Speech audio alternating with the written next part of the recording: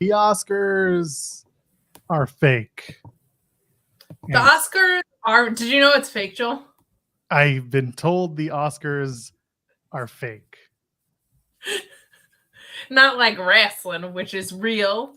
100%. Still real. Still honest. Never lied to you. Never taken you to a point where you can feel like you've been tricked. Not no, like certainly.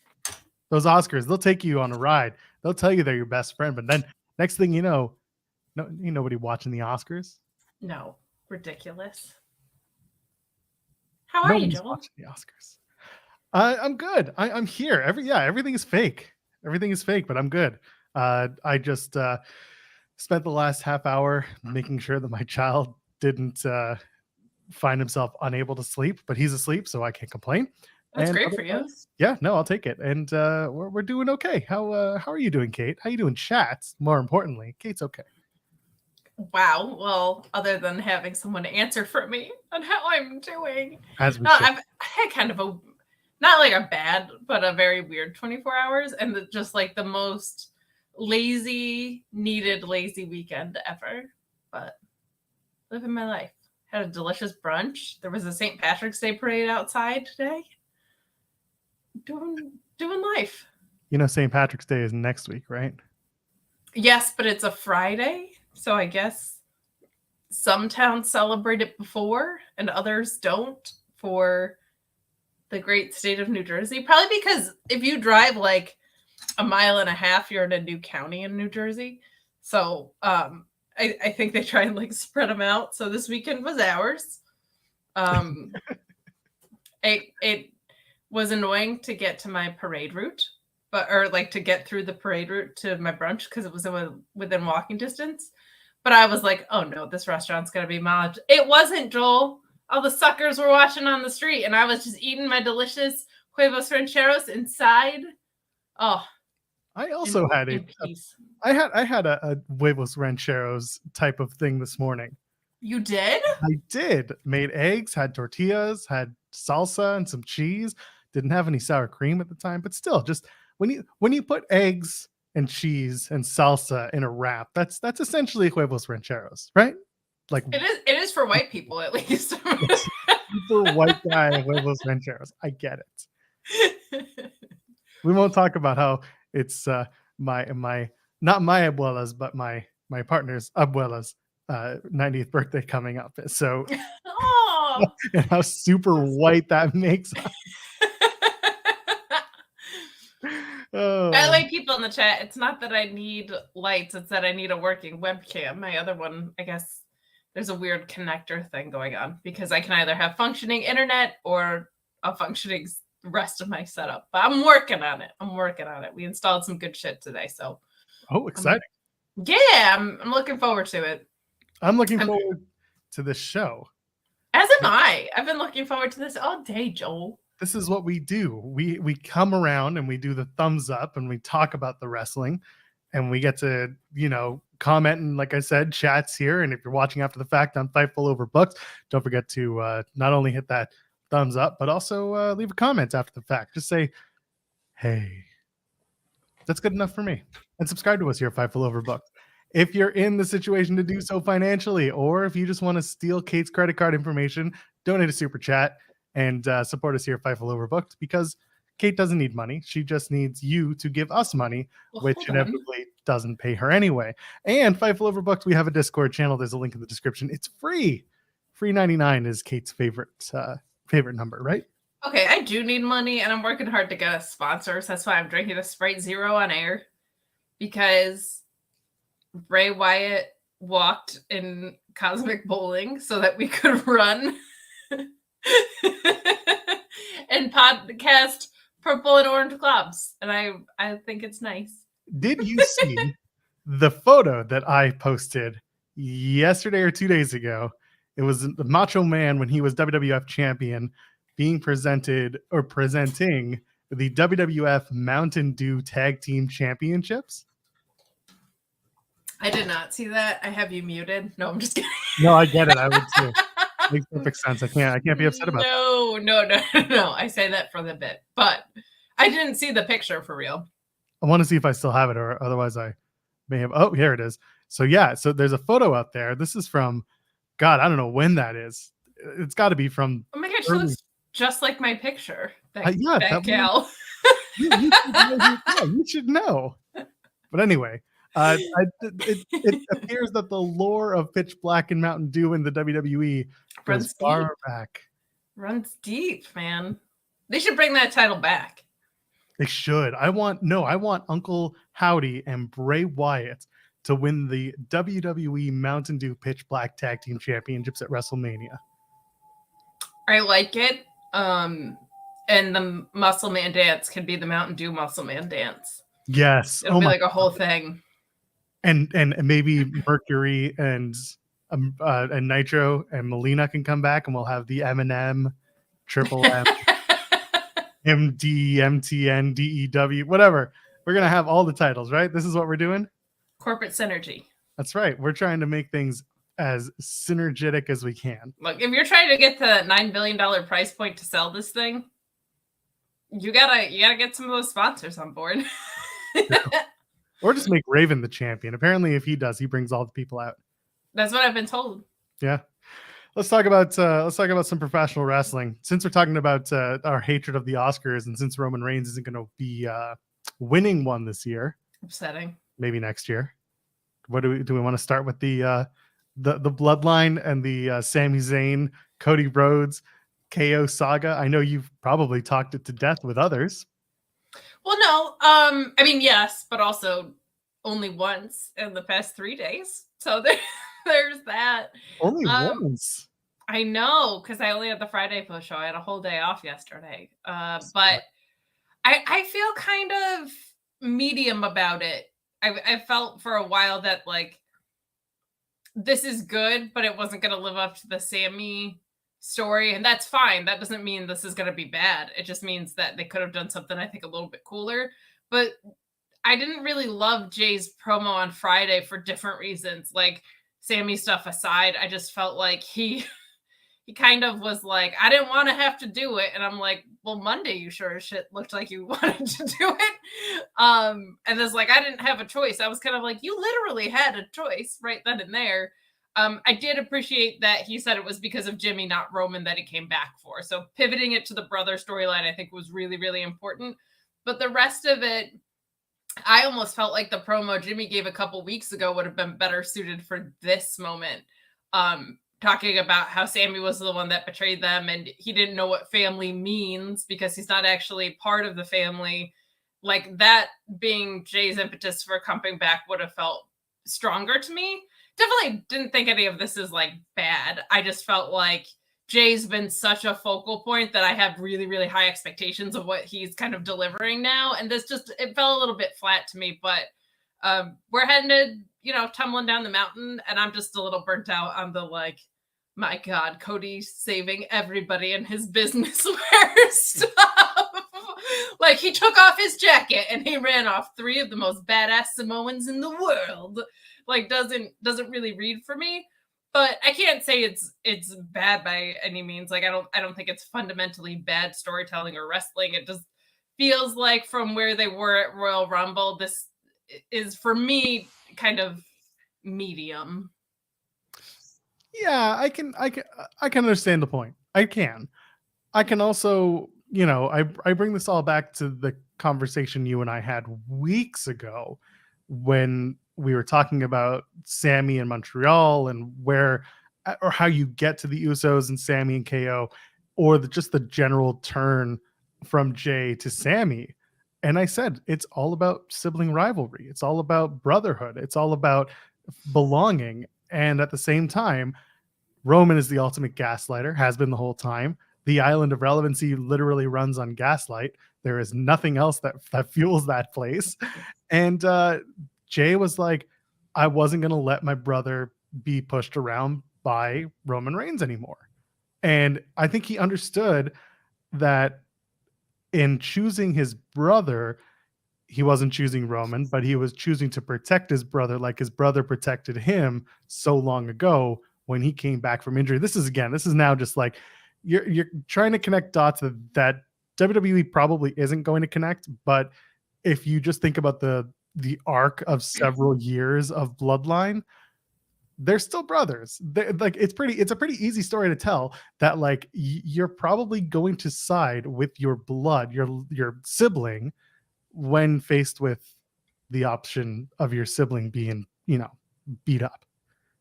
We've all those of us who have siblings who maybe we're close with, like we've all been there, right? Sure, if they had said that instead of what they said, I think that would have been better. Like it didn't feel insinuated to me. Like it was just weird. He kept harping on how like he didn't want to have to do it to Sami, which felt just so different than what we got on Monday. And I know you can't outright say I came back in spite of Roman because it's not going to be Roman versus Jay, right? But at the same time, it didn't really feel like it was about coming back to Jimmy either. Like it felt, I don't know, it felt really disconnected to me. I like what if they had said what you said in a promo, I probably would have liked it a little bit better. And it's entirely possible that something got lost in translation. When it did just feel clunkier. Yeah, like it did feel clunkier on Friday. And I get that. That's kind of why, like, honestly, sometimes during promos, I'm just kind of like, I'm going to pick and choose what we're saying here because something might have just been lost in translation or just lost in delivery, because we see that often. Sometimes wrestlers aren't the best actors, but Roman Reigns deserves an Oscar, right? Well, Joel, this is cinema. I don't know if you know. Well, so are the Oscars. It's about cinema. Flashes across the screen, ready for all of us. I do agree that having Cody be the mediator is a little heavy-handed. It's corny. It's a little corny. And I'm just like, he comes out and he's wearing that long tweed jacket like he's about to deliver a stump speech on a campaign trail in 2043. And like, it's fine. It's just like, and then he's got to take all that stuff off so he can fight the brothers. And it's like, nah, you don't have to do that. Just take the jacket off and go fight. But it is a little strange. However, in the background on Monday Night Raw, we saw that, and this is something that Paul Triple H has been trying to do more of, which is stuff in the back suddenly means something. And I can appreciate it because other companies have done that as well. I love that because it makes it feel like a real workplace. Like, yeah. It's not just like, hello, person in this empty, enormous, cavernous hallway. Can I talk to you for an interview? Like, I love that. I love the natural setting. I hate having to pay attention to those things because I have 3 screens in front of me that I could be paying attention to that aren't Monday Night Raw.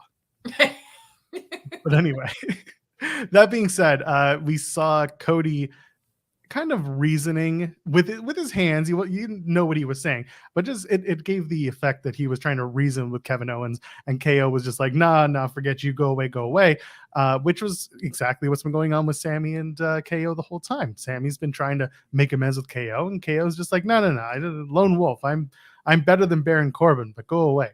So what do you think? I mean, listen, other than the Cody's heavy handing and there's going to be friendship amongst everybody, how do we get there? How do we get to the KO Sami thing, knowing that KO is suddenly being spoken to by Cody, and Cody's coming out and consoling Sami at the end of SmackDown or at the end of Raw? Like, what do we think?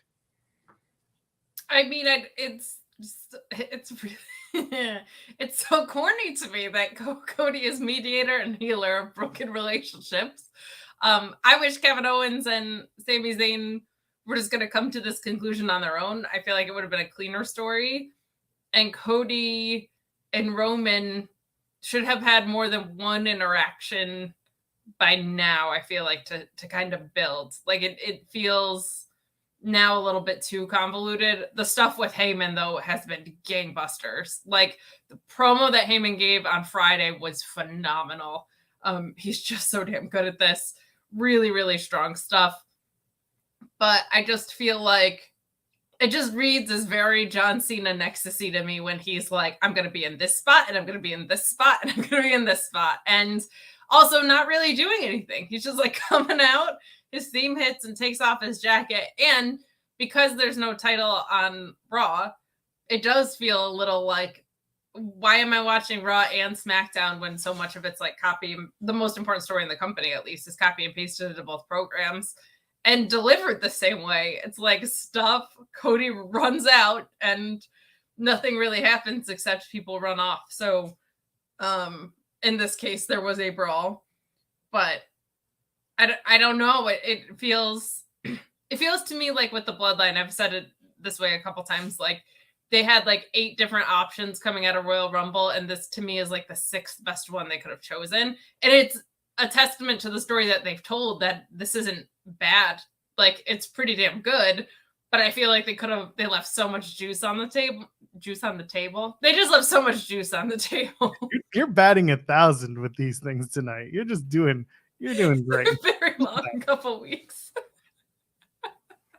They left so much juice on the table. You're a dad, like a little kid. Oh, I know. Comes and knocks over the juice, and there's just so much of it on the table that they had to clean up. So, I definitely don't think it's terrible. I just this Cody mediator thing feels cheesy, but also like he won Rumble and they have nothing else to build with. So like, what are you gonna do? I guess. What are you gonna do, brother?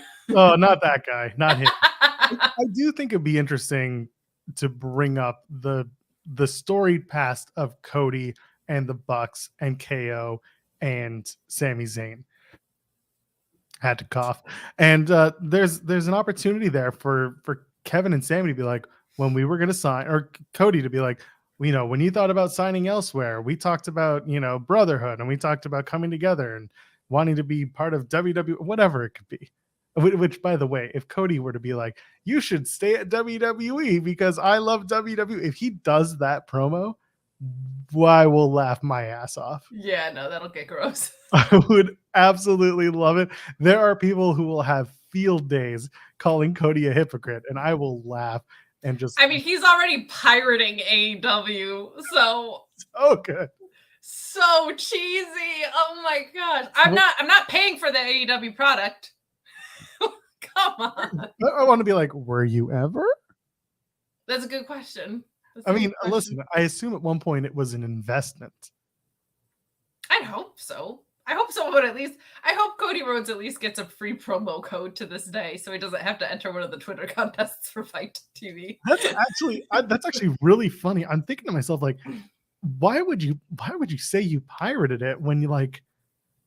I don't know. He's the best liar in the business, according to Bryan Danielson. But I have so many questions about that pirating a pay-per-view from Cody Rhodes. I sincerely think he said it so that people aren't like, I wonder if he's paying, like that people in WWE world wouldn't be like, he's paying for the AEW product, but he's contracted here. Because why would you go out of your way to say why you is weird? I think maybe he wanted to pop somebody that there's a story that we don't know about. I think he was just trying to pop somebody. I'll take it. Because the idea of Cody just being like, yeah, I ain't paying for the pay-per-view. I just wanted to watch Jericho and Starks after the whole like Starks coming to the Rumble thing. I think that was just him having a little fun and everyone just getting weird on it. It's fine. He's secretly like a CM Punk stan, and he's like, I'm not paying until he comes back. Yeah. he called Phil just being like, hey, is tonight the night? I'm on Fight. I just want to make sure before I enter my credit card info. Is it no, you? Not tonight. Okay. I want you to have that bye, buddy. I want it to be you. Right. In the buy field, I wanted to say CM Punk. That's right. Yeah, I want you to get it's like going to, well, not Best Buy because they don't do the commission thing, but it's like going to your favorite commission store. Be like, oh, and who helped you today? Oh, it was CM Punk over there. Oh, give him all the money. Or you've been in bands, Who did you come to see today? Yeah, I came for the opening act. I'm real proud of it. But in this case, it's just CM Punk. Yep. Yeah, well, in this case, he pirated for the opening act, which was Ricky Starks. Evidently, yeah. My God. So Cody will not be able to afford AEW pay-per-views when he holds the WWE championships. I guess not. He's making like $3 million a year or whatever. Feels not enough. Not enough. He's got some budgeting issues if he's pirating pay-per-views. I mean, I can tell you firsthand, having a kid, you gotta be able to, sure. You gotta budget correctly. I don't have the money Cody has. I mean, but NordVPN.com code Fightful, man. He could have made it cheaper for himself. If they want to sponsor Overbooked, they can. Until then, they ain't got me on the payroll. I'll talk about you guys tomorrow. Yeah. Wait a minute. Oh God, what else happened on Raw that was like noteworthy or at least worth talking about? I mean, on SmackDown, I can tell you kind of nothing else except the Drew and Sheamus ending. Raw feels like it was 6 years ago, so I can't pull that off the top of my head because I don't have the Will Washington thing of back in 2001. Yeah, I can do that sometimes, but not tonight. Not with the 3-hour program. I'm very excited about the Drew and Sheamus stuff. I think that will end up being my favorite WrestleMania match, assuming that goes the way of a triple threat. Yeah, so they do the Fatal 5-Way. Woods and LA Knight get pinned by the aforementioned Sheamus and Drew. And they're basically, Adam Pearce is confronted by Gunther, and Gunther's just like, no, I said one-on-one. And Adam Pearce is just like, yes, sir. Yeah. So now they'll do one-on-one next week on SmackDown. It's going to be Sheamus versus Drew. So what's the disqualification that leads to a triple threat anyway? Is it going to be? I hope it's a shillelagh. A shillelagh comes out and Hornswoggle will come out and it's just a whole shit show. It's St. Patrick's Day on Friday. It'll be perfect. Oh my God, make it the Irish pub brawl. Well, didn't they do that shillelagh match? What was that? Was that last St. Patrick's Day? They've done some sort of Irish gimmicky show. I'm pretty sure it was like a shillelagh slam or something. Well, and it was really good. That was the thing, because they did the Viking pirate ship match, which ended up being really good despite how gimmicky it was. And they did the shillelagh match like not that far apart from each other, if I remember correctly. Oh, the good old-fashioned Irish Donnybrook. The Irish Donnybrook match, that's what it was. But it was like instead of kendo sticks, they were using shillelaghs. Yeah, that's obscene, and I love it. Oh. How do we get to the triple threat that is definitely going to be a triple threat after Friday's not a triple threat? I think a double count out would be good. Like, there's such huge guys, just like a Mack truck collision where they both knock each other out. I think would be fun. I think it would be fun for the story as well, of just like, these guys are super evenly matched. They hit each other real hard because it's getting real personal. But I'm assuming it's going to the triple threat way, or maybe someone wins and somebody sneaks back in too. That's always a thing of like Sheamus just making his way into that match anyway. Yeah, I feel like a double count out. What do you think? I think Vince McMahon comes out the week after Drew wins, and with his mustache and his Gomez Adams hair, says, "We need Sheamus." And out comes Sheamus, and they make it a triple threat. No, I think that either they do the double count out, which is a really good idea, because it should be that they both hit each other at the same time with something and they just knock each other senseless and they're out. And then Gunther comes out and he's just like, nah, that just means they both suck and nobody gets to face me. And then Adam Pearce is just like, or maybe it means that they beat each other so badly for this opportunity that they both deserve it. So, triple threat. And then Gunther's just like, well, this isn't very hillig, so let's do it anyway. And that's how he overcomes this at WrestleMania. Option 2 is, I don't even know. There's no, like, Imperium gets involved and costs both of them the match. And then Gunther's like, change of hearts. I want both. But I don't really anticipate that. You might get a can they coexist thing to beat excuse me. That was violent. No mute buttons for Kate. I know I was gonna mute, but then I thought it wasn't happening, and then it was violent. You could do a can they coexist to beat Giovanni Vinci, and I always forget Ludwig Kaiser, not Marcel Bartel. But I feel like you would have done that first, because now they really shouldn't be able to coexist, and the story of them breaking down wouldn't serve that.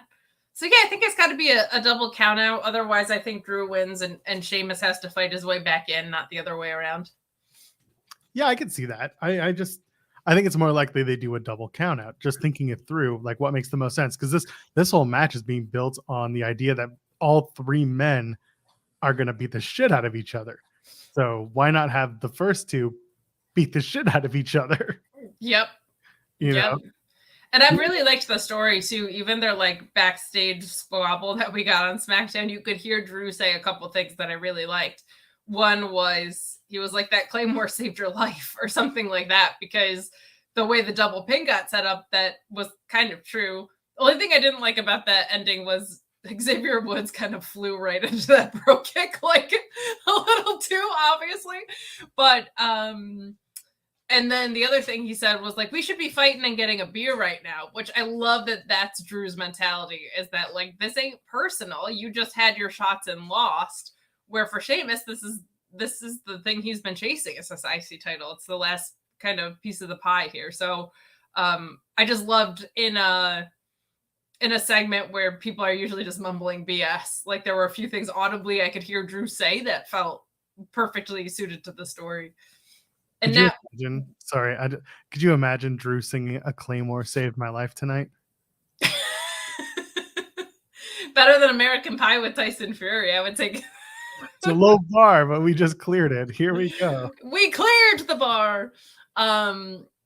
And when you mentioned Vince's mustache, that made me remember why we couldn't remember anything from Monday, because it was Mustache Mania on Monday.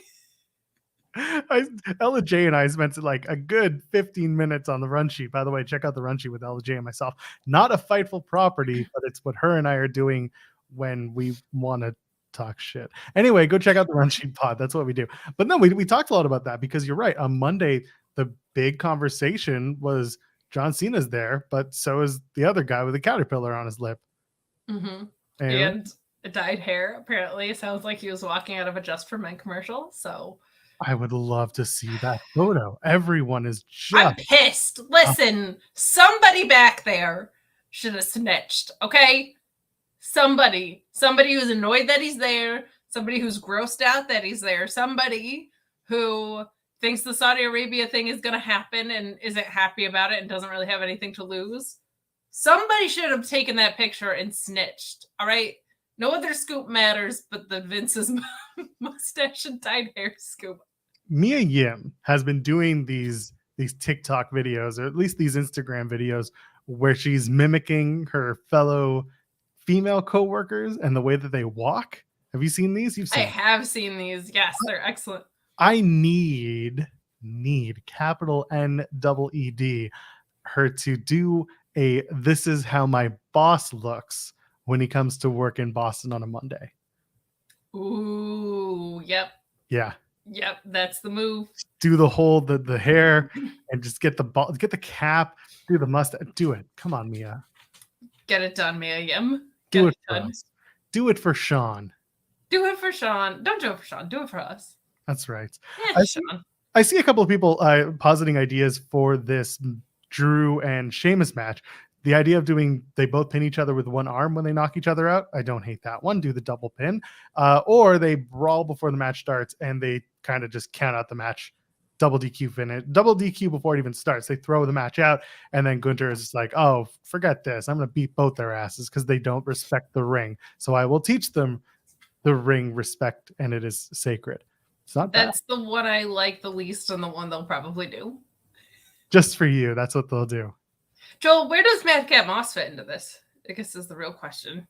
He gets the SummerSlam Intercontinental Championship main event title shot. Oh, you don't think Drew wins and Sheamus chases? You think Madcap Moss dethrones Drew or do you think just Gunther retains? And I feel like Madcap should be dethroning Gunther, right? Like if we're going to give Madcap the moment, let's give him the moment. The moment in Detroit. And then he becomes Ford Moss. He is completely sponsored by the Ford company, gets a new car. His gear looks like he's driving a Mustang, so just give him the whole gimmick. Who needs Madcap when you can be Ford Moss? But it's silver and blue Detroit Lions colors. Yeah, the 2023 Ford Moss. I love it. Ford Moss. The Ford Moss. What do you think of Rey Mysterio being the first inductee into the WWE Hall of Fame class of 2023? Oh, I love it. I love Dominic Angle that they'll do a side of an active wrestler who deserves to go in. Like, who more than that guy? I'm so happy about that. I don't want to speak to what it means to anybody who's Hispanic, but like listen to Alex Cardoza, listen to Denise Salcedo, listen to Hispanic voices talk about what he's done for Hispanic representation on WWE television, but also just one of the best workers ever to do it. Him and Eddie at Halloween Havoc is my go-to match whenever I'm like, I gotta throw something on. That's my go-to because it's amazing every time. No deserving wrestler, and I don't know if there's anybody who's withstood like a test of time as well as him in that way. It's really, really incredible. If you're watching this, you probably know I'm like the world's biggest CM Punk nerd, and he always said about Ray, like if there was anyone that you could get in the ring with and you didn't have a chance to say a single word to them before a match, he was like, I could go out there with that guy and put out a banger, no problem. Like just that his in-ring communication as an opponent is so unbelievable that he makes it so easy to work with him. So awesome thing. I'm really nervous they're gonna have some shitty angle with Dom ruin the moment, but I think as far as anybody who deserves it, who more than that guy? My God. The last time they did a Hall of Fame angle would have been Hogan. I was trying to talk about that with Pulowski a little bit. We were trying to think of the last one, and that was the best we could come up with of like a scripted angle. And it was like he was wrestling the next night. Yeah. WrestleMania 19. It was the Hogan Vince McMahon match.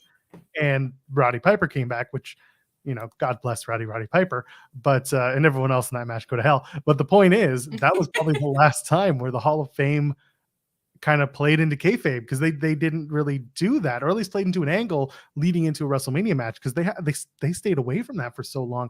That's why I don't really hate that they're doing it. Everyone now knows the Hall of Fame is not a physical place. In fact, with them moving to a new office space in WWE in Connecticut, do you know where the Hall of Fame physically was for the longest time? I do not. It was in the elevators at Titan Tower. One of the elevators had the list of all the Hall of Fame. And it was just a list? That's so corny. It was like maybe some plaques, but like that's where the physical Hall of Fame was kept.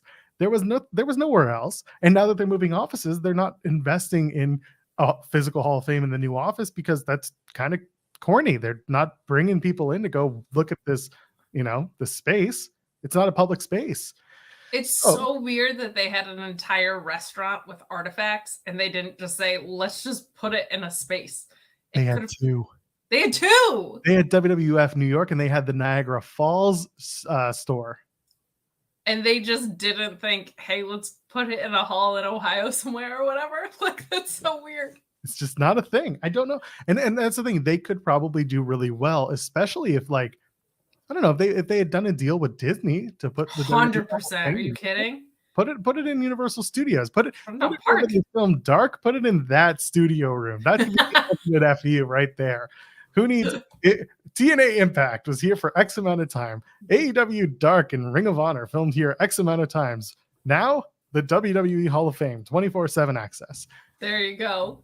That being said, I don't hate it. The Dom and Ray stuff is eventually going to boil over, and it's not so bad. And I do enjoy the fact that Legado del Fantasma is also becoming a part of it, especially Santos Escobar, because you mentioned that 97 match at Halloween Havoc between Eddie and Ray. And I think a lot of people don't know, or maybe they don't remember, that Santos Escobar borrowed from Rey Mysterio's gear from that match. And he's always been a huge Rey Mysterio fan, but this is kind of playing back to that respect that he has for him, and that obviously Rey has for Santos Escobar. Like there's a good amount of lucha storytelling that's going on that I really appreciate. And on top of that, the Dom storyline, I know that maybe you're not as big on it as other people are for whatever reasons, but for me, like the father and son aspect of this is gonna get more entertaining before it gets worse. And again, in my opinion. Sure. And I understand too that like I'm in the minority of that. People are really into it. I feel like a lot of people are, and it's not the creative that I've had a problem with. It's some of Dom's inability to execute on some of that creative, which is why the Hall of Fame thing makes me a little nervous. And also, he's not like quite there in the ring yet. So I'm not looking forward to the match because the place this is all supposed to blow off, I don't think he's going to be able to necessarily deliver on. You bring up a good point about Santos Escobar, though, because that guy, to me, is like such a golden opportunity of a star right in front of you. Happy to see him face. Like, we've mostly only seen him heel, and he's so cool that I didn't know like how I'd feel about face him, but like I like cheering for him, so I got no complaints. And he's, man, I really hope they don't mess it up with him because he's so good at every aspect of this. Even in kind of their, I don't want to say throwaway match, but certainly not high stakes match that they had on Friday. I was like, God, he just does so many things right as a wrestler. And, you know, on Fridays, I love talking to Alex Cardoza about it because he's like, I love Eddie Guerrero and all the Eddie tributes. He was like, can we get a new Hispanic star outside of Ray or Eddie?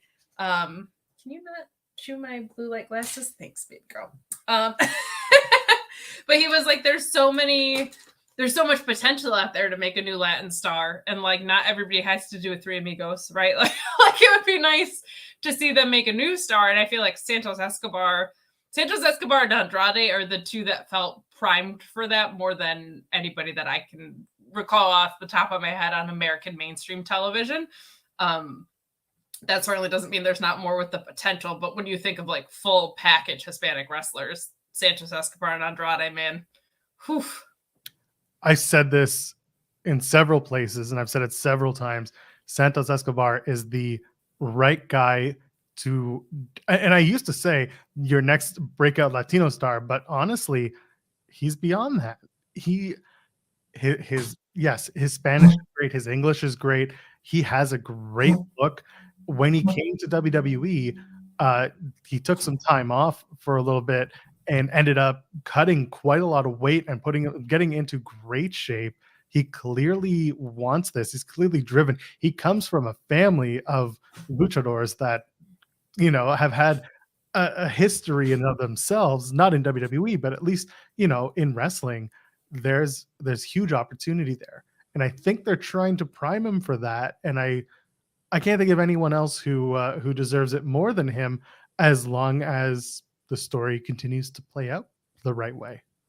Yeah, I think he's, to kind of what you were saying, he's a superstar who is Hispanic. He's not like the next Hispanic superstar for sure. And I was hoping when Legado called up, we would be getting like, we were kind of having all these stables emerge, right? Like the Bloodline versus Legado could have been great. The Legado versus Imperium still could be great. There's so many like possible 3-on-3 feuds you can do, but I do also feel like Santos is, and no disrespect to the rest of that faction, but like Santos is just kind of the way Swerve was with Hit Row, where you're like, this whole thing rules, but man, that guy is like such money. So we'll see what happens. I don't hate this in the chat, talking about doing mask versus hair for Dom versus especially like Dom's got that. Dominic's growing out that mullety, ugly thing. It could be a lot of fun to watch Ray shave Dominic's head, and for Dominic afterwards to play it off as like, this is worse than prison. Yeah, the eye roll says it all, and I'm all about it. Oh, gross. I actually, if they're not going to renew Vicky Guerrero's contract in AEW, I feel like they should let her out of it early so she could go be a part of this. I think it would be really special and fun. Somebody kind of had jokingly said in our Tuesday chat, and Alex and I were both like, no, we actually both really liked that idea, would be to have her come out in Eddie's Lowrider with Dom and Rhea. Would be like such a fun idea. Because again, like it's more the execution. This is a rare situation where I feel like the creative's outpacing the execution. Normally I feel like my issues are the other way around. But I think she could really add a lot to that moment that they've been building toward, for better or for worse. They've been building toward it for a while now. So that would just be a really fun thing to add in. Especially because Vicky wore that mommy shirt at Full Gear a few months ago. I think that'd be a lot of fun. That's a good idea, but we'll see what they do with that. I like it, and I'm excited for Rey Mysterio. I think it's well deserved for him to be in the Hall of Fame. Definitely took a lot of people by surprise because a lot of talk about Dave Bautista, a lot of talk about earlier that day on Friday. Maybe it was going to be oh my god, I had it in there. Yeah, Great Muta. Thank you. I was like, I see the mask, I see the mist. The name came out just like my brain. Yeah, so Great Muta would have been a great option, but I don't think he should have been the first name called. I think Rey Mysterio was the right one. That's fair. I think it's very possible Muta's still going in, especially because they let Shinsuke go and work that match. I was like, 100%. Of course that's going to be Hall of Fame fodder. Yeah, 100%. I was happy to see Shotzi. I mean, I love Shotzi. I'm a big fan. It's her birthday this coming week, so wish her a happy birthday then when it comes around. Happy birthday, Shotzi. Yeah, she had a good match with Charlotte. It was fine. They got enough time. It worked. She took a high German suplex that almost knocked their TF out. Luckily, she's fine. But yeah, Charlotte gets the win. Just a quick little in and out, 10 minutes, whatever. But really, what comes afterwards, Rhea Ripley had shown up, and they kind of have a promo off. It felt a little weird to me. What do you think of the promo with Charlotte and Rhea Ripley? A little different than Dom and Charlotte doing their thing. I haven't really loved. I feel like so many people are excited for WrestleMania, and I hate to be a curmudgeon, but like I haven't really liked the build all that much, and this kind of falls into that category. Like I felt like it was weird that Rhea just came down and stood and was watching Shotzi and Charlotte, especially. That match felt a little stilted to me. Like it pulled together middle to the end, but it started really clunky and slow. And then Rhea was just watching. And then in their promo, I don't know. I think people really want to cheer for Rhea and are mixed on Charlotte. So it's a little bit off just in general of what they're giving to you. And then on top of that, they've acknowledged that Rhea has progressed a lot. And I like Charlotte saying like, I have too, and I already started as the best in the world. Like that all made sense to me, but they haven't really dug into their history, which at this point is pretty extensive. Like I'm waiting for them to get into the juice of their history because there's a lot of it to play into, and it's not that long ago. Like if you're gonna do this kind of how much have you progressed storyline, like you could very easily have Charlotte be like, it wasn't that long ago that I was beating her ass. Like I feel like there's a lot of untapped stuff there, and I also just feel like the feuds are reversed. Like I feel like Kana Asuka should be coming to get vengeance on Charlotte from 5 years ago when she snapped the streak, and we should be getting a Rhea and Bianca. The future is now kind of set up, but for what they're presenting us, I still feel like they haven't really moved this forward. I was glad to see it wasn't Dominic because that promo was awful. You know, I don't mind putting off Rhea and Bianca for another year and doing it at WrestleMania in Philly and making that a huge match. I think there's a big opportunity there. This year, yeah, it's a little weird to go back to Charlotte and Rhea. Asuka and Bianca is going to be a good match. It does feel a little awkward, but at the same time, I think both matches are going to be really good. I think this is Triple H being like, well, whatever happened a couple of years ago in the PC, we got to rectify that. And so this is his way of just being like, I got to right the wrong here. And that's fine. That's fine by me. They just have to tell a better story. At the same time, I've said this a billion times. I don't think Rhea Ripley was the right person to challenge for a women's championship this year at WrestleMania because she hasn't been dominant in the women's division in a while. And if this is her reintroduction to give her a title match at WrestleMania, sure, go ahead, you can do it. But I just think that there was a better opportunity to do, something different. Like I said, Charlotte wins the chamber match and ends up getting, what's her face? Ends up getting Bianca because Bianca hasn't beaten all the 4 horsewomen. And then Becky gets Ronda Rousey and we get that match too. Could have done that, or at least could have done Becky and God knows who else at the time. Regardless, there was a better opportunity there. But now they have to sell us a little bit more on the Charlotte and Rhea side of things because Bianca and Asuka, I'm just kind of sitting there just being like, yeah, it's going to be a fun match. It's not going to be a top of the card match, but it's going to be real entertaining. And see, you feel about Rhea the way that I feel about Cody, and Rhea gave a run the table with injured ribs performance at Rumble, and Cody came in at 30. So I feel like Cody is way less earned than Rhea from the perspective of, you said the person coming out of Rumble with this thing gets a title match. But I do hear you. Rhea wasn't lighting up the women's division on the way. But if you were going to go off of that booking, like, I don't think Cody Rhodes should technically be this position because he wasn't even there for 9 months. So. Yeah, but he tore his pec and he showed us all the blood on his thing while he went into the match. So clearly he's the guy. He bled for this. Okay. Yeah, he bled internally for this. Oh, because he beat Seth Rollins 3 times. Got it. Yeah, that's all you gotta do. You gotta beat a former world champion a few times, and then you get the WrestleMania main event. That's how it works. To be honest, like, I don't know if there's anybody in the women's division. Your booking made sense, but I feel like Charlotte beats Bianca, so I don't want that. But that's the thing, I don't, because I go back again to where this all started.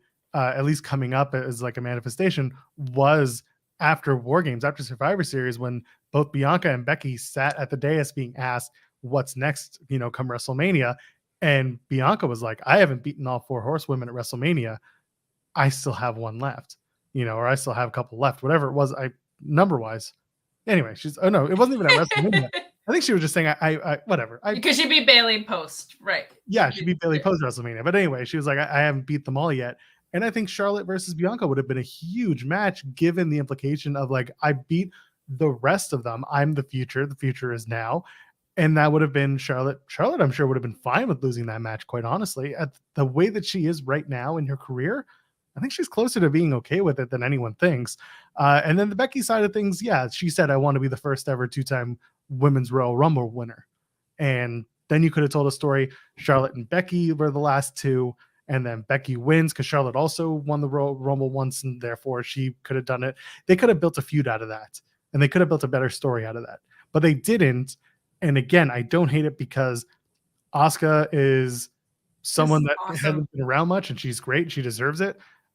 This version of her is so good. It's so good. It's great. It's a retelling of her, and it's great. And it's something that needed to come out. Basically, the 4 women that are having the title matches at WrestleMania work and make sense. Therefore, I'm not upset about it. Sure, that makes sense. So, like, that's why I'm kind of like, okay, I will let this play out. Which is like, now we all make fun of that saying, but like, let it play out. Because at least it's not somebody on Twitter being like, I'm not on hiatus, guys. I don't, I don't need that. Not on hiatus. I'm just not here for a consecutive period of weeks. That's right. Who needs to come to work?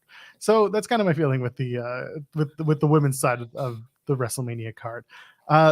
We can shift over to AEW if you'd like, unless you got something else from WWE that really got you this week. Mustache. That's it. Just the mustache. No, I think we can move on. The only thing I'll say with Rhea that I like that they're doing is they knew she was hot and they're striking while the iron's hot. And that's something I think we're going to talk about AEW, but I feel like sometimes AEW misses. And I feel like Vince definitely missed. So seeing Triple H kind of realize, like, she's super over in this faction, let's move things forward. Even though she didn't have the wins to back it up, which I agree with, I do appreciate that they were like, let's take advantage of how over she is, because she really, really is. So good stuff there. Good stuff. Jeff Jarrett's about to become the first ever AEW international champion. That's all the time we have for Miss Elizabeth and Joel got in the ring. Oh man, what's I don't know. Are you? No, we got a major announcement. It's Shazam, and this title is not this title anymore, but it's kind of still this title, but it's not. Shazam made an announcement. Back to you. I didn't even need Adam Cole this time.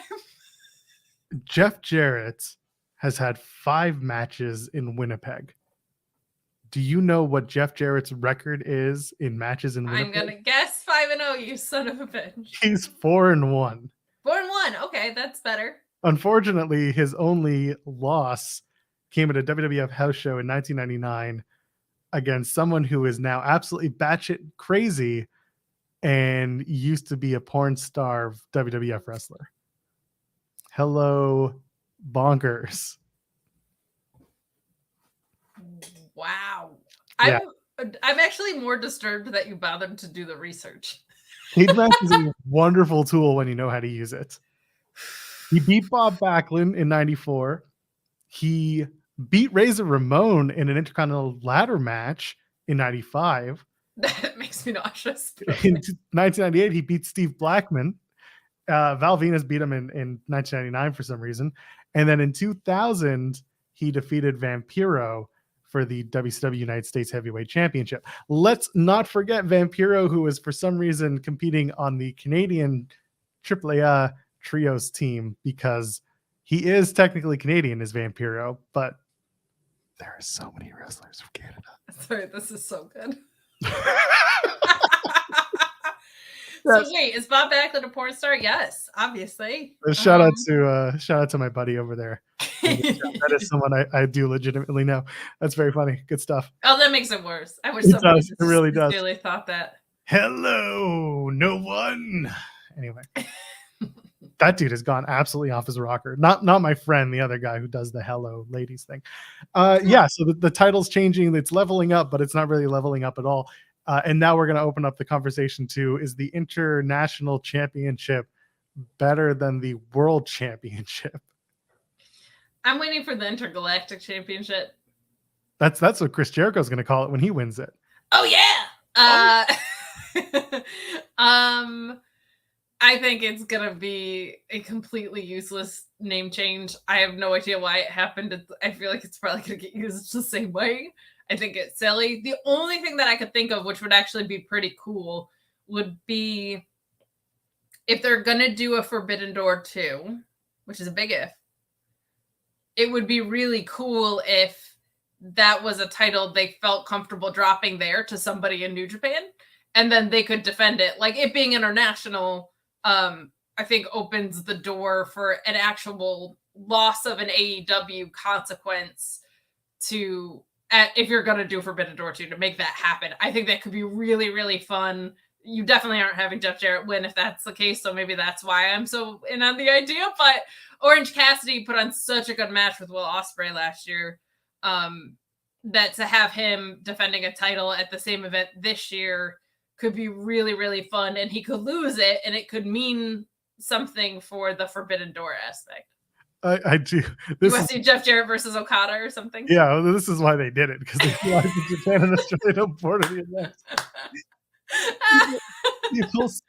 People spent, I shit you not, months talking about that point, and it's, yeah, that's a poor choice on the title maker. Oh god, weird. It was weird. So funny. So I really want it to be Miro. Like, I if I could do anything, it would be Orange Cassidy getting eaten and squashed by Miro. But that could be a really fun thing to do. Would be to have him drop it at Forbidden Door. By the way, like what you just or said, Jeff Jarrett versus Okada, either one. But so that's the whole thing that I find amazing about this title, is that when Pac won it, he defended it on the indies, and that's partially a visa thing, but it was also like, it should have been, when we've talked about this already, it should have been a title that goes around and is an ambassador belt. Like, it should have 100%. It should have been your match is on Fight, and it's a big match, and it's going to draw eyeballs, blah blah blah. We work with all these indies, but they're not doing it that way, and I would have loved that. That's why the International Championship, I hope, is defended in the same vein, and that Double J does that. Goes to Germany, goes to Denmark, goes to wrestle in Australia, you know. I already hated you. Okay, this is just adding a bree-woo on top of it is just insulting. What if he drops it then to Effie in a GCW match? Then, one, I could forgive Effie for reviving his career, and two, I would be happy about that, but I don't think that's what's going to happen. Something tells me that's not what's going to happen. Could happen. Somebody tell Effie. That's what they should book it as. I'm going to see him next week. That's awesome. Effie rules. Yeah, I'll be in Toronto at the GCW show. Hopefully, getting a few interviews and getting Matt Cardona to spend a good solid 15 minutes burying Sean Ross Sapp on camera. I think that'll be an easy thing to do. I'm not even going to ask him questions. I'm legit just going to be like, I work for Sean Ross Sapp. I'll say this for Mr. Cardona, but we were on the Jericho cruise. He mentioned winning Independent Wrestler of the Year a few times. He didn't say from Fightful, but it was just cool. It was cool that he that meant something to him. Like it was very obvious that meant a lot to him because he and Chelsea both won male and female Independent Wrestler of the Year, which of course with Chelsea that lasted, I think 2 months after she got signed, which is awesome for her. But it was cool to see that. So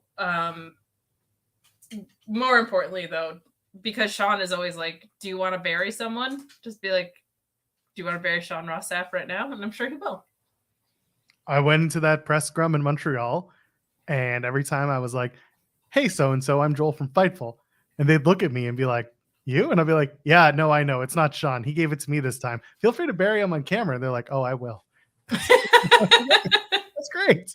I love it. I think who does it? A few people are going to do it in the interviews that drop next week. I think Bronson Reed doesn't do it, but that interview is going to drop this week. And I forget what the other one is that drops this week. Either way, keep it locked. Fightful whatever it is. Not .co. Fightful.notoverbooked.tv. Fightful.tv.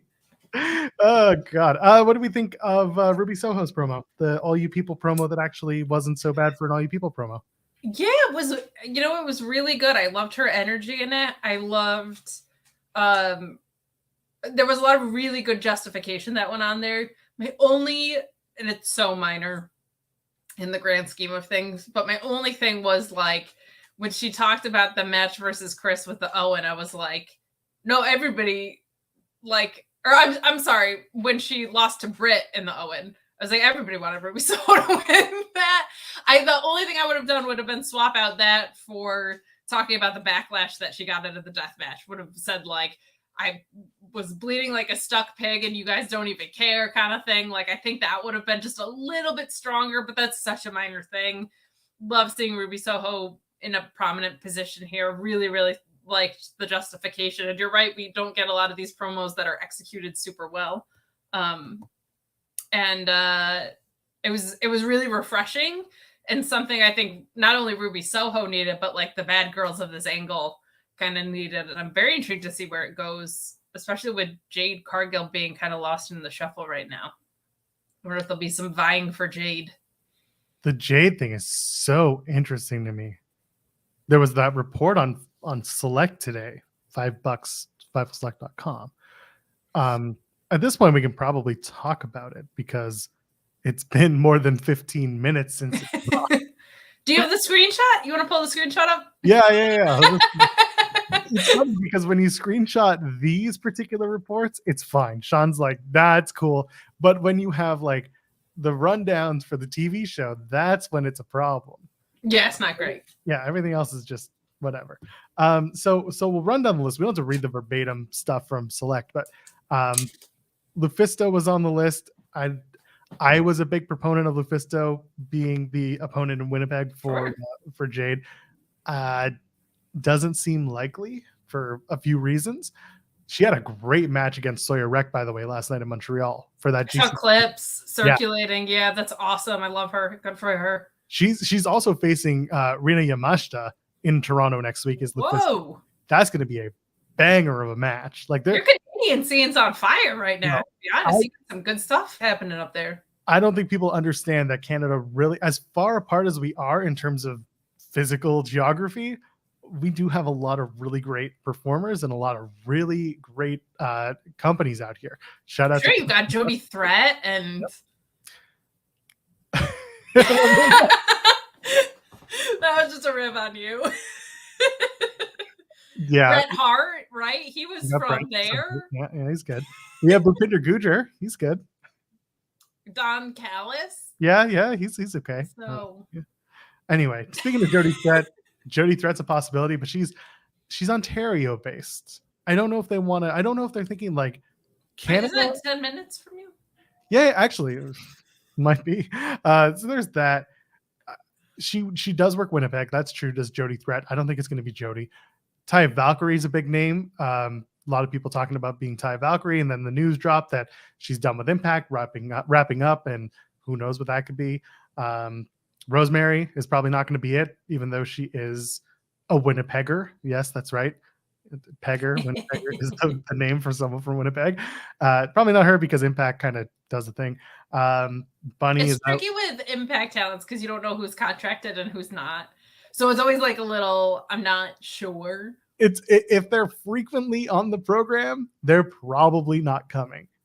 Right. Like, that makes sense. Yeah. That makes or if sense. they're like, or if they're lifers, they're probably not coming. Like no one's being like, oh, Edward Edwards is going to be on Rampage. It's like, no, because Eddie Edwards signed like a 20-year deal with Impact because no one else other than maybe Pro Wrestling Noah is going to sign up for another gig.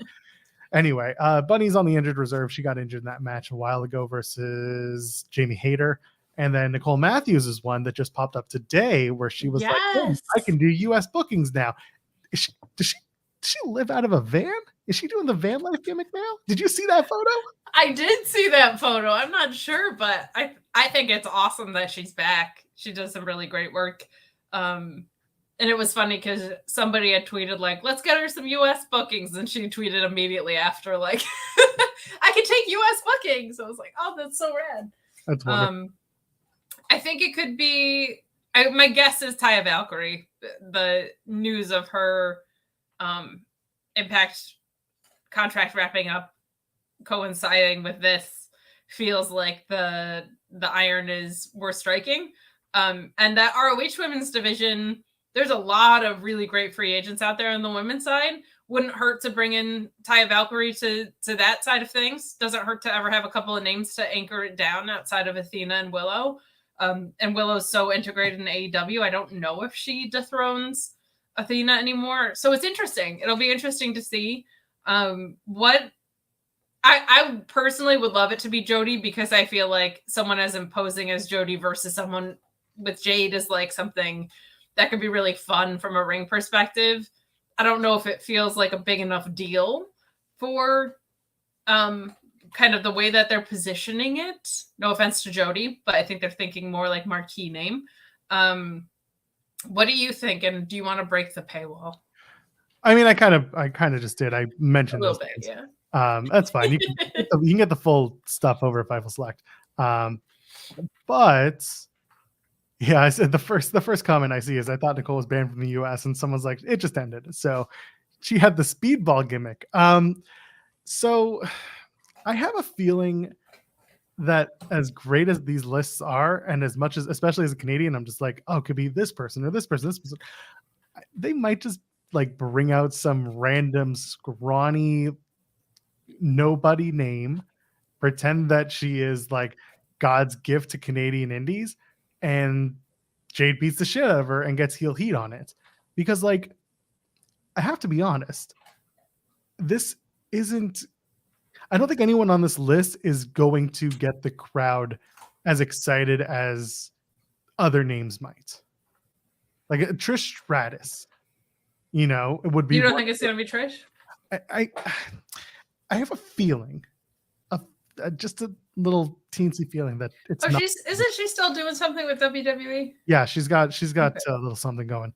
It'll be Trish in a wig. It'll be Trish in the brown wig again. But that's the thing. You are enough for me. Everyone gets that theme. I swear to God, everybody who's a heel in WWF gets that theme. That being said, you could do the bait and switch where it turns out to be, you know, Jade crushes some smaller, super tiny woman and says, God, Canada sucks, screw you. And then Taya comes out, and maybe that's the debut. And that way they kind of get a little bit of time to run down Taya's achievements and build her a little bit more instead of just having her come out and inevitably lose to Jade. That's my biggest concern, is you bring in somebody new to the roster and that's it. They lose to Jade Cargill. Jade, who's like not super hot lately, and you're bringing in someone new. That's where my like main concern is. So I feel like a bait and switch is the best way to go about doing this if you have a legitimate challenger in mind for like 3-4 weeks from now. I do think the issue with Jade is if she comes out and it's someone that's a squash, it's just like, again. I think I've been feeling that way for a while. I think a lot more people are getting to, when she got through 50-0, I think a lot of people thought she was going to drop at 50. And people are like, okay, what are we doing? She's gone through all the baddies already. I mean, this is the same company that brought Juventud Guerrero back. It's very possible there's someone we're not like thinking of. God bless. God bless Juvi. But I think Taya would be fun because even if it's a loss, it also could just be a one-off, right? Like, it needs to be a full match that feels like something. But we'll see. I mean, Jody would be really fun from a ring perspective. And Athena is your ROH champion. So if she lost to Jade, but people got to see who she was, and you could run back Jody and Athena on ROH. And that was kind of what sparked this whole heel turn, right? So that could be a whole bunch of fun, but we'll see. I don't know. I'm getting concerned like that the Jade well is running dry, and I feel like they want to push this till Chris comes back, and I think Chris isn't coming back until like summer. So yeah, and that's the other thing. I don't want to sit here waiting for Chris Statlander. Yeah, that's a little tough. I also threw out Bret Hart and Celine Dion. Well, Celine ain't going to be doing any physical activity anytime soon. Do you know the Celine situation? What I like remember that I read about it, but I can't remember what I read. Sorry, I'm not trying to laugh. She effectively has bonitis. Oh. Yeah. Yikes. Yeah. And so she can't tour anymore. She's in this, it's a weird degenerative disease where like her body can lock up at random points. And it could be for hours or it could be for like, it sounds terrifying, but like her Vegas residency is done. Her touring is done. Like before Christmas, she released like a very heart-wrenching video where she was like a bit scared and obviously very upset. But that's what's going on with her. I'm looking at other wrestlers from Canada and like, I wasn't done with my non-wrestlers. Oh, my bad. Bare Naked Ladies. Oh yeah, they're great. I do like them. Which member would you pick? I mean, all of them. I feel like Jade should go through the whole stable, but I think Ed is the only one that's left on the lead singer side. I think Steve left, so I'm going with Ed. Steve got kicked out.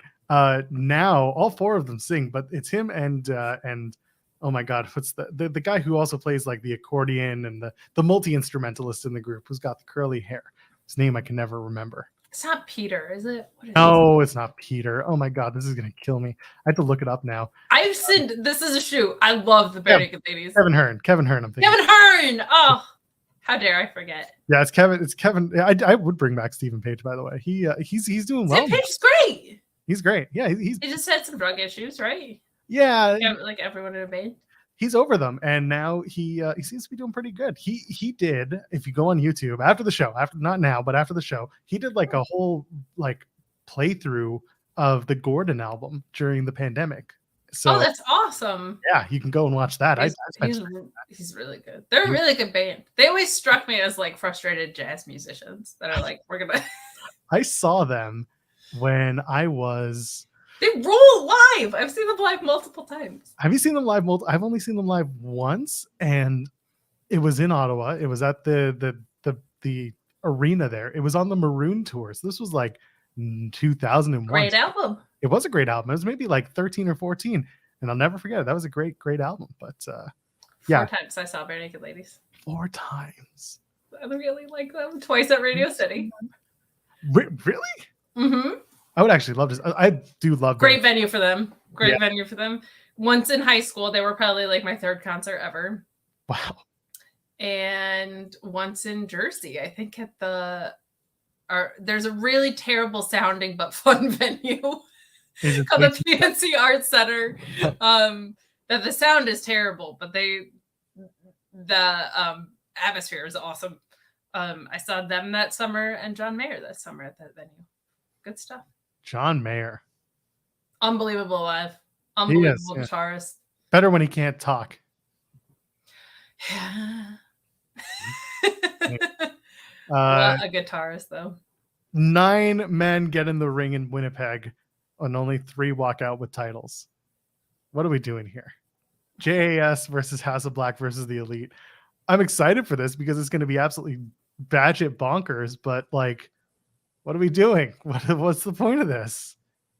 To have an absolutely batshit bonkers Trios match. I don't know why you need more than that, but House of Black is going to retain. We'll probably set up some fun stuff between Kenny and Jericho on the way, would be my guess. And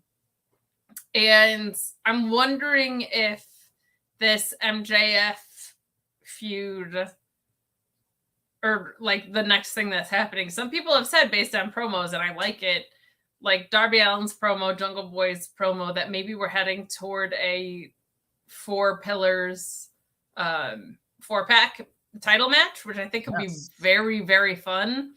I think Jon Moxley works at the company, and he's probably like, look, when the entire Shield was there, they had like 8 opportunities to do this and they never did. You should do it now with all of these young talents while they're healthy at the same time and contracted at the same time. So that also, if you're going to do kind of some more Jericho and Omega stuff, which I don't think is a bad idea, especially when ratings have been a little bit lower than they would like. That's a huge ratings pop.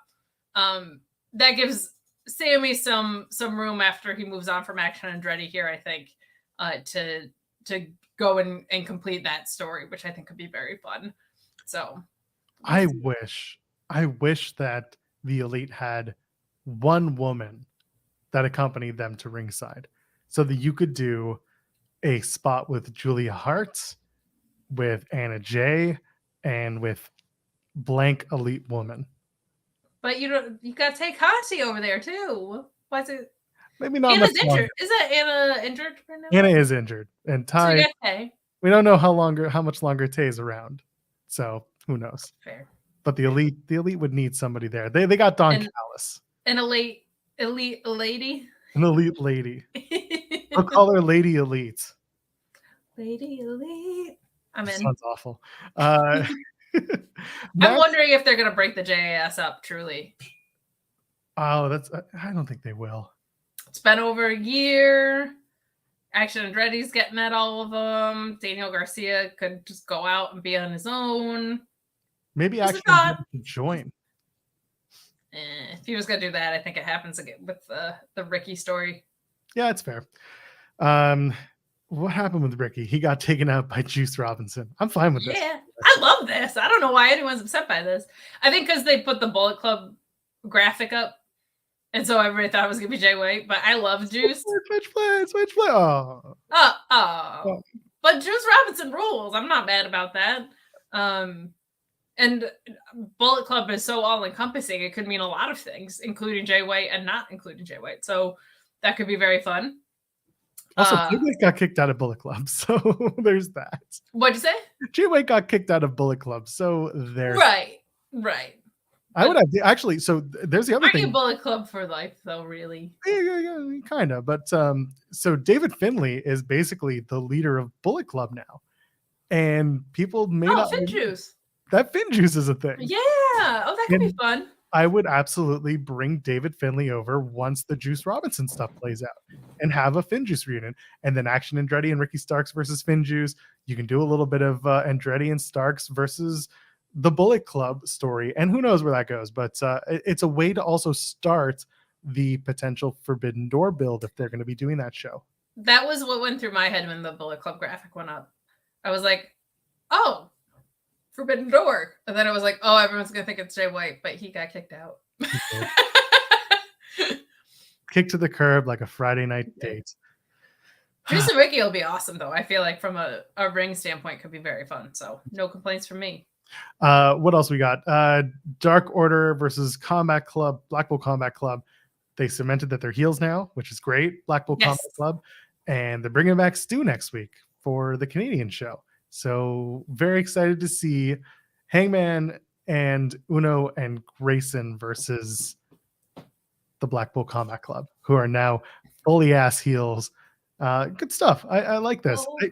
I'm not sure I loved the "Are you done with Mox" thing, and Hangman being like, "Oh yeah, we're done," and then him having to go out and be like, "No, we're not done yet." That part I get that. I did like that there was an impetus too, because like in his head he was done until something happened to his friends. So I kind of felt the same way, but I'm like, at least there was a reason to. It wasn't just like Jon Moxley was like, well, I'm not done with you or any BS. So I do appreciate that about it. I just want them to bring Stu Grayson back. I thought before ROH was even back up and running, Stu Grayson would be a phenomenal fit for ROH. Like Stu Grayson versus Josh Woods. Are you kidding me? I feel like him and that brand would be so much fun. I love Stu Grayson. I think he's a phenomenal worker. And he sent me one of the best cameos I've ever gotten in my whole life. So he's got support from me. Evil Uno, by the way, is going to be at Greektown Wrestling in Toronto next weekend. And you bet your sweet ass we'll be talking about this story and Stu coming back to Winnipeg and AEW and the Toronto shows. I'm very curious about Uno working with his pal when his pal is like off doing other things and like how that feels, because they were attached at the hip for so long, not only in AEW, but before that when they were a tag team on the indies. There's really cool stuff that could happen there. So I'm excited to talk to him about that. Evil Uno is getting interviewed by Joel Pearl. Should be a tweet that we see from him. I'm going to talk to him about that. We'll get there. Before we get to the Wardlow Hobbs stuff, I want to talk about the MJF rebar mitzvah. This must mean a lot more to you than it does to me. It does. Mainly because, well, first of all, people probably don't know this unless you're Jewish. In like Jewish tradition, so the bar mitzvah is something that happens at 13, but you technically have your second bar mitzvah when you turn 83 because you've lived whatever the full cycle is, and so you celebrate whatever all over again. Search it up on the internet. I swear to God, it's a thing. Anyway, so when he said it's my second bar mitzvah, my rebar mitzvah, I was just like, wait a minute. Like, are you 83? Did he just have his birthday this weekend too, I think? He did. Was this his 83rd birthday? Happy 83rd birthday to MJF. Looks great for his age. He looks the way, my God, to be 83 and doing a 1 hour plus Iron Man match. God love him. Action Mike Jackson could never. He's 74. So there you go. So Max is doing the rebar mitzvah. I'm interested because, yeah, listen, I'm a Jew and this is hilarious to me, but I'm also kind of curious as to how much they want to lean into it. And then the third thing is, you know how pickles are the secret, by the way. That's how you stay. Can't confirm, by the way. So I'm very curious now that they've played the diamond ring, the title shot, basically all the ways that Max can cheat. Rebar is the next thing he's going to use now that he's going to have his rebar mitzvah. I think that's where we're going with this whole thing, Kate. Sincerely, I think it's kind of cool that, like, we've had Jewish champions and Jewish wrestlers before, but we haven't had anybody kind of like lean in their faith in an on-screen way, in a way that kind of wasn't mocking it that I can remember. Like, this is something that he's doing. This isn't like Scotty Goldman getting made fun of, right? Like, I think that's kind of cool. Like, we don't see that really in wrestling a ton, but I think this is going to be so much fun. It was pretty cool to see like the pictures from his first one where it was like Max versus Chris Jericho and like things that have happened. I think that's actually pretty cool. So that's awesome. From where I'm sitting, I'm obviously a white, very much agnostic gal. Former Catholic. But I do think that's pretty cool, and that like I'm sure it'll be silly in so many ways, but he's in control of it is a pretty special thing, I think.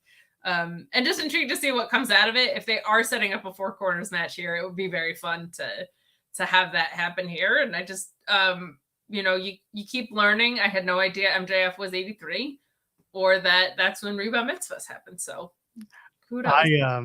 I had a conversation. It's a podcast with Rabbi Jeremy Fine, who is also the owner of Second Wrestling.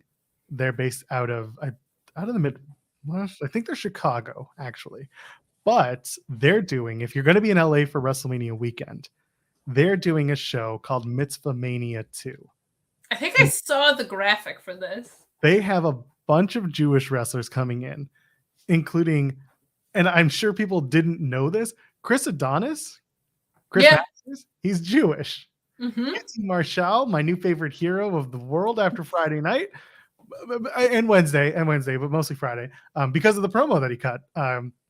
He's a hero. Who else is part of this thing? Like literally everyone you can think of. They've got Lisa Marie Varon, Tara and Victoria. She's going to be there. Obviously Colt Cabana is very much another Jew who's been featured on wrestling television and the indies forever. He'll be there. And Billy Starks is the second wrestling champion. So she's not Jewish, but she is the champion of second wrestling. So she'll be putting up the title against Brooke Havoc. So She is that night. she will be that night. Billy Coxela. Anyway. And so anyway, Jeremy and I did a little bit of a podcast talking about Jewish wrestlers, and we did talk pretty extensively about MJF and why he's different in the Jewish space of being a Jewish wrestler, because it's hard for me to want to boo Max because of the way he speaks about his Jewish experience and because of the way he defends his Judaism and the way that he lives a Jewish life. And again, like, what does that mean? That means that's a whole other podcast on a whole other channel that has multiple different conversations going at once. But the point really being that he's proud of his heritage. He's proud of who he is, and he doesn't change that. He doesn't take away from that. On the other hand, MJF is a piece of shit. So Right, of course. you separate the character from the human and it's different. But when the character and the human kind of intersect at different times, and he talks about being, the ADHD riddled Jewish boy, you're just like, damn it, I can't do this. Like I don't know what to do. And it's really great stuff. But we talk about Barry Horowitz and Bill Goldberg and Cole Cabana and so on and so forth. When it comes out, I'm going to promote the shit out of it. But for now, just letting you guys know that I did do that. And it was a really good conversation that I had. And if you're in LA, go to Mitzvah Mania, because I can't be there, but I would love to see what happens there. Definitely. QT Marshall helps Powerhouse Hobbs win the TNT title from Wardlow on Wednesday night. King of Charisma, QT Marshall. The king, and it's king with a capital Q. Of course it is. Yes. What do you think of this whole thing? A lot of people have a lot of feelings, and I want to hear yours. I'm somewhere in the middle. I feel like they've been building Powerhouse up to be so dominant and so imposing that for him to need help to win isn't a great idea. I am in on the overall idea of Will Hobbs being champion and QT Marshall being a mouthpiece. I think, silliness aside, I think QT Marshall is one of the best wrestlers in the world at eliciting crowd reactions. I've talked about this with Ryan at Mark Order Pod a few times, and that was before any of the silliness this weekend happened, or before this angle kicked off on Wednesday. Is he just is really good about getting the crowd reaction that you want. And because he is a wrestler and has been a wrestler, I feel like there's just like a little bit more validity to it. And I also like that they tied this back to something I didn't even remember, but I always appreciate when things like this are rooted in something, that him and Hobbs had this exchange beforehand. So I like the pairing and the idea. It does feel like if I could book it from the beginning, Stokely Hathaway could do, I've been saying, like Gary Hart levels of work with Will Hobbs. I really think like a Stokely Hathaway could make Hobbs out to be the absolute monster that they're showing us he is. Having Stokely Hathaway tell you that he is, I think could have been a really fun move. But I'm not against it being QT at all. I'm not against QT being on my TV in this role at all. I think it could be really, really fun. I just don't know if not every heel needs to cheat to win in this fashion, and to do so for the title kind of wasn't for me. This is how I felt about Swerve, is like Swerve to me has always been like, I'm so cocky and I back it up. I'm so cocky and I back it up. I'm like, he doesn't need guys around to like help him, is just how I have interpreted his character of like, he doesn't need to do chicken shit stuff. He's super confident in who he is. Swerve confident, if you would. Hobbs, I feel like, is so imposing. He shouldn't need someone to help him win matches, but I like the idea of him having a mouthpiece, and I like the idea of it being QT. One thing that I hope they don't do in this story is have Powerhouse Hobbs effectively tell QT, okay, we're good. And that's it. And QT is like, okay, we're good. Bye-bye. I want these two to be working together. I don't want them necessarily to be attached at the hip because, like you said, Powerhouse Hobbs is his own dude and he could beat the living daylights out of anybody. That should be, and he shouldn't need QT Marshall to like stand next to him and look imposing because the imposing guy is the one who won the championship. That being said, I like that they did this. I thought it was pretty well done. I do like that they went and did the callback. I don't love that the callback had to be done by somebody bringing it to someone from outside of AEW bringing it to our attention. I think that's something that frequently bugs me about AEW storytelling is that some super fan has to, bring up, oh, this happened, da, da, da, da. Here's the clip. And it's like, I'm not following random person X on Twitter right to figure it out. But at the same time, I don't need you to hit me over the head with it, but I need you to at least reference it or at least tie things up a little bit better. When it's that deep in the well, it's AEW's responsibility. When it's something that everybody has seen before or whatever, it is kind of cool that it can happen organically, but that was like so long ago and so out of our peripheral view that for it to not be brought back on by AEW does feel like kind of silly. And again, to go back when we were talking about like the Roman Reigns stuff and the Jimmy and Jay stuff, like, yeah, what did I reference? Something that happened several years ago now. They're not bringing it up in storyline, but it's part of the general story. It's not a super important beat, but this is in terms of how QT and Powerhouse Hobbs came together. There's a history there. Right. And now they need to, and now they have to bring that back around. And that's kind of where the appeal gets lost on me sometimes. It was very fun watching you do this. There's a lot of hand talking. I do that. I'm a Jew. I gesticulate. Oh God. As you knock over stuff. That's why you don't. It was an empty glass, thankfully. At least it was empty. There was a loud crash earlier, and I'm like, I hope everyone's okay. It's just the dog, just being a maniac. Oh no, this was in my place. I had the mute. Oh. But yeah, that's kind of where I'm at. Is there's opportunity here with Hobbs and QT. I'm excited to see what they do next. I think they've started explaining why. Now it's going to be up to them to make the partnership something that's beneficial and worthwhile for the viewer. Because if it's just going to be QT stands next to Powerhouse and looks badass, but really the badass is the guy who didn't need QT's help in the first place, it's a little back-asswards to me. Agreed. Let QT be the strategist for Hobbs. Yeah, I think strategist is the perfect way to put it. He should be making matches, being super clever about it. Unless the move is going to be Hobbs saying, I never needed your help, and that's how we get a Wardlow rematch, which I wouldn't hate. That could be a St. Patrick's Day Slam rematch or whatever. But I'm intrigued to see where things go for Wardlow now. Do you think that the Wardlow car breaking into situation was a work, or that they just played really well into it, given the way the match played out and how they're starting to tell the story more? Even Samoa Joe got into it on Twitter. He was just like, does anyone know how to get glass out of a balaclava? Just asking for a friend. Stuff like that was funny. But like, Samoa Joe tweets like every 6 months and was like, I'm going to log on for this one. Killed me. yeah. I thought it was a shoot that got turned into a work, but I don't think we've seen a police report yet, which is usually the indicator that tells you kind of one way or the other. Yeah. And that's kind of, I'm okay with it. Like, I don't mind. I'm genuinely curious about the whereabouts of the TNT title and the gear. And who knows? I'm just fine with it the way it is.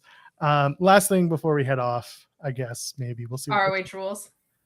No, I actually want to go back to Tuesday nights on NXT, and I want to talk to you about the Roxanne Perez stuff.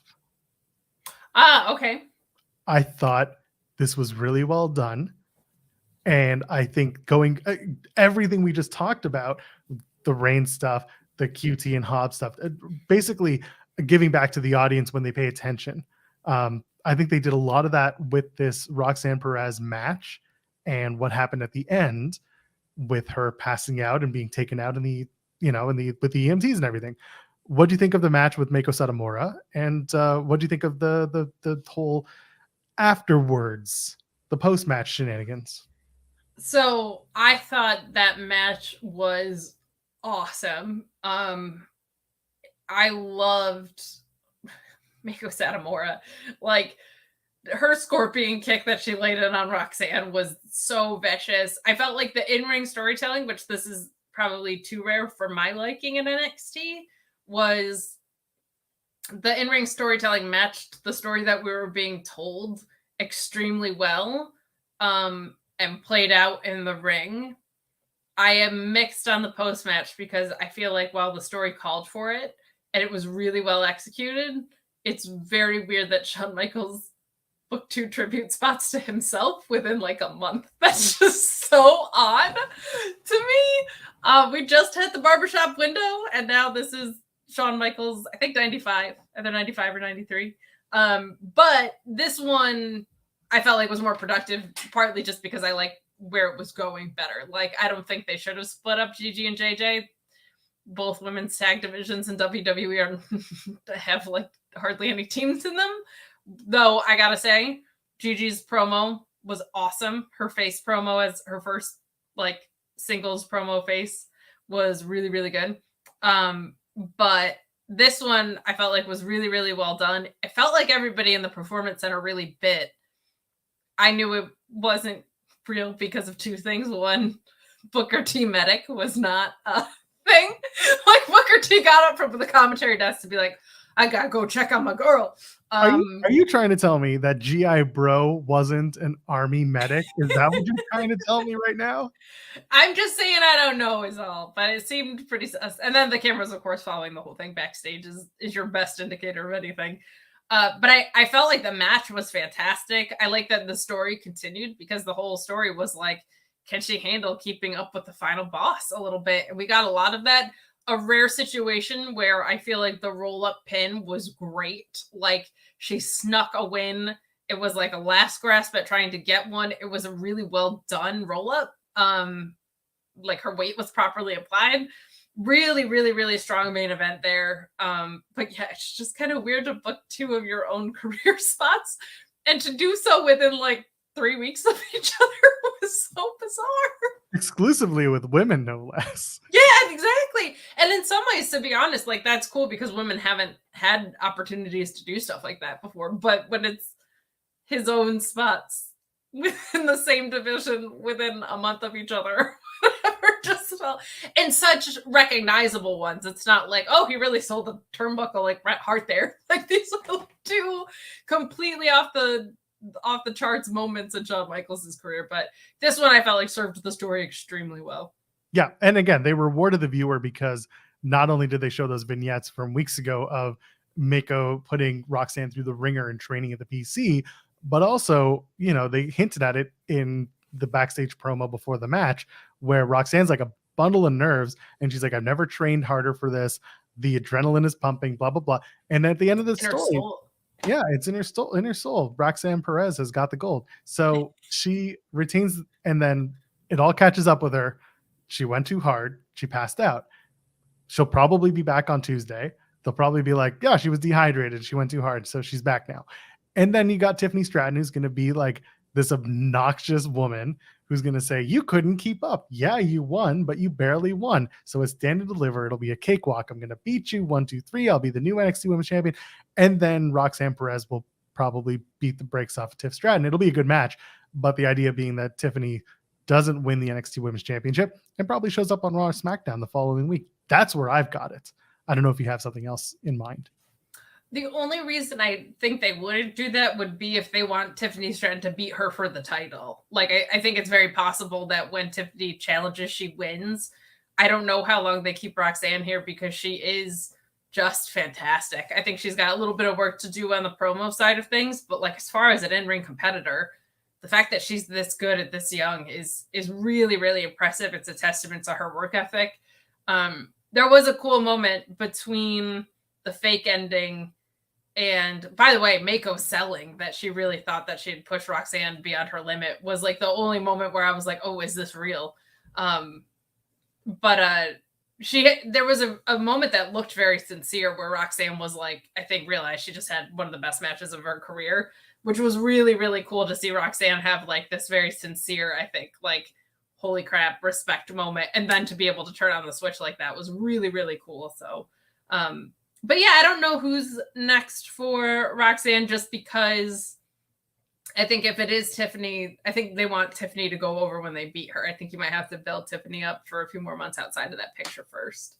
The only reason I don't think so is because she's come so far so fast that they might be like, go sink or swim. Let's find out how good you've become, because you've put a lot into this, physically and emotionally and mentally. Like, she's done a lot of work to become a quote unquote WWE superstar. Roxanne's 21 years old. She can rent a car, but she's got to pay extra.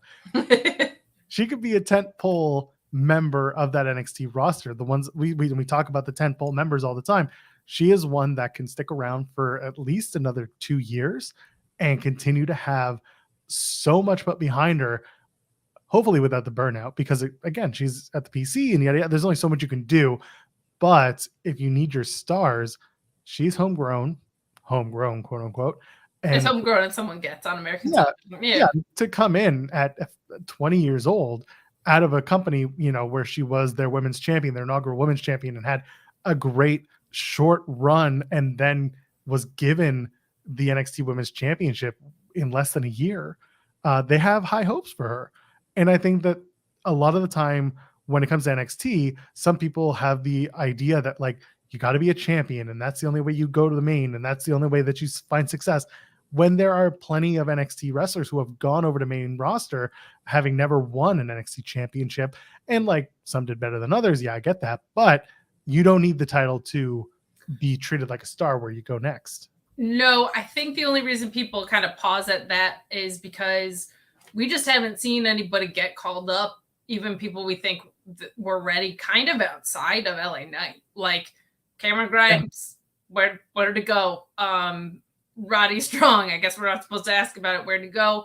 Wendy Chu, for example, is someone that I don't think needs a title run, but she hasn't gotten called up. So I think it's more about, it feels like there's been people that are cooked and ready to go up. Indy Hartwell, maybe the best example, where it's like, what aren't you doing on the main roster is a little interesting. But I could definitely see that trajectory happening. The only reason I pause at it is just because, like, we haven't yet. We haven't seen anybody since the Rainbow era really get pulled up. So, and that's the thing. You haven't seen anyone get pulled up. I think they've been really waiting to see who's gonna swim, who's gonna sink now, and who from 2.0 was actually worth the investment.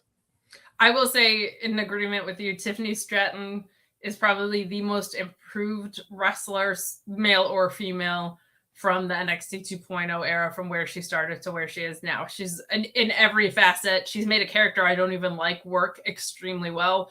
In ring, I can't say enough about not only her moveset and execution of it, but her grasp of in-ring storytelling with it has been some of the fastest improvement I've seen. I think her and Julius Creed are your, how long can I realistically keep them in NXT until they're undeniably need to be called up kind of people. And Julius is an interesting one just because he's in a tag team, but he's like kind of, and no offense to Brutus, he's great and they're a great tag team, but like Julius Creed could be like your next guy, and a really, really special kid. That's going to be your next door segment. Oh no! Kicking Brutus through the door. Julia's debuts on the main roster with an Iron Man match and then a suck at oxygen. I love it. Let's do it. 3 weeks after. Now you book the tribute spots with the same guy 3 weeks apart is the next challenge. Julius grows his hair out to the little Dutch boy look and wears brown tights, wins the Elimination Chamber. Oh, no! The boyhood dream has come true. Oh, I think that's it for us. This was a fun episode. We it was. let's go watch the Oscars and watch Roman Reigns win the Oscar. Oh my gosh. Cinema. Kate, do the things. Oh my goodness. What? I'm just doing a lot of stuff. On Mondays, Fightful Select, talk about Raw. On Tuesdays, talk about NXT on the main channel. Getting sour, getting silly over there. Wednesdays at the Mark Order Podcast. Thursdays doing the ROH review, and I'm so excited about it. We now hand it off to Joel, and I'm hoping Krista returns this week. But doing those on the same stream was a really, really fun thing because we got to hand it right off, and we had 2 women's main events, which was ruled. And then Fridays doing the AEW Rampage and Sour Grapes post show on Fightful Main. So many things. Yeah, if you don't like me, Fightful's gonna be a tough place for you to hang out. Yeah, I don't know what to tell you. That's why I don't watch any of the post shows anymore. I get it. Yeah, like Mondays, I'm just like, oh God, Sean. Wednesdays, I'm like, oh God, Sean. Fridays, I'm like, oh God, Kate. Yeah. Tuesdays, I'm like, wait, there's an NXT post show? You're like, whenever I go into Fightful, people are singing.